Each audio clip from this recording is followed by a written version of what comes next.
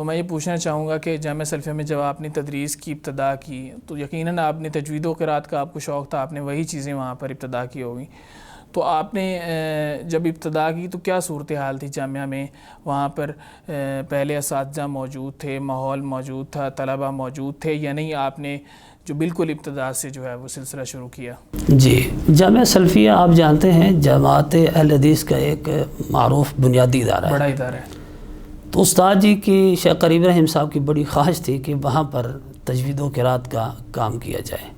اس لیے کہ جب بڑے اداروں میں ہوگا تو پھر چھوٹے ادارے خود بخود کریں گے. جی جی. تو استاد جی نے کافی دیر سے اصرار کر رہے تھے لیکن وہ شاید مان نہیں رہے تھے.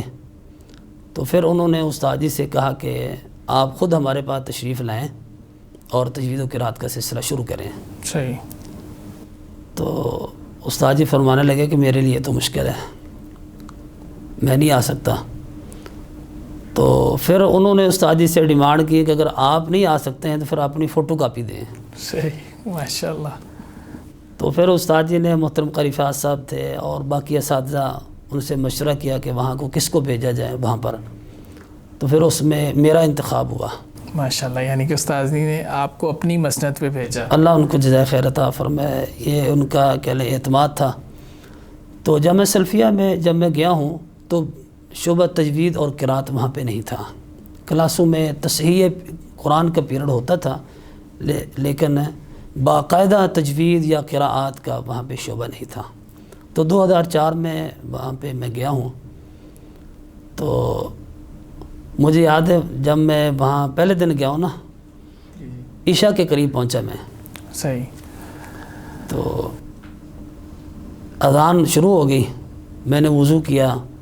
وہاں ایک ساتھی تھے ساجد زبیر صاحب، وہ جامعہ رحمانیہ میں ان کے ساتھ یعنی دعا سلام تھی، جانتے تھے. وہ جامعہ رحمانیہ سے جامعہ سلفیہ داخل ہوئے تھے.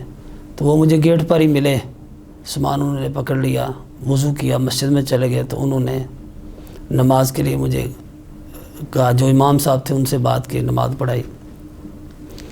تو اس طرح کر کے جامعہ میں ایک تعارف ہوا. صحیح. فجر کی نماز میں نے جامعہ میں اسی رات فجر کی نماز میں نے سورۃ الملک روایت خلف میں پڑھائی. ماشاءاللہ. تو جب میں نے روایت خلف پڑھی، نماز مکمل ہوئی، تو وہ طلبہ جو ہے نا، وہ نمازی سارے جو ہے نا، وہ انہوں نے پہلی دفعہ سنی تھی، ایک نئی چیز تھی، ایک نئی چیز ہے. تو بہرحال وہ طلبہ نا آستہ سے اکٹھے ہونے شروع ہو گئے مصلی کی طرف. نمازی بھی، طلبہ بھی. ایک نے سوال کیا ہے کہ یہ کیا پڑھا ہے آپ نے؟ جو اللہ نے توفیق دی میں نے جواب دیا. دوسرے نے سوال کیا، تیسرے نے، بہت سارے لوگوں نے سوالات کیے طلبہ نے. تو شیخ الحدیث صاحب بھی مصلی کے ساتھ بیٹھے ہوئے تھے. تو سب لوگ نا سوال کر کے جواب لے کے چلے گئے. شیخ الحدیث صاحب جو ہے نا وہ وہیں پہ تھے. تو میں نے کہا، شیخ صاحب آپ کا قرات کے بارے میں کیا خیال ہے؟ صحیح. تو کہنے لگے، شریف آدمی، میں تو بیٹھا تھا کہ جو تجھ سے قابو نہیں آئے گا میں اسے سمجھاؤں گا.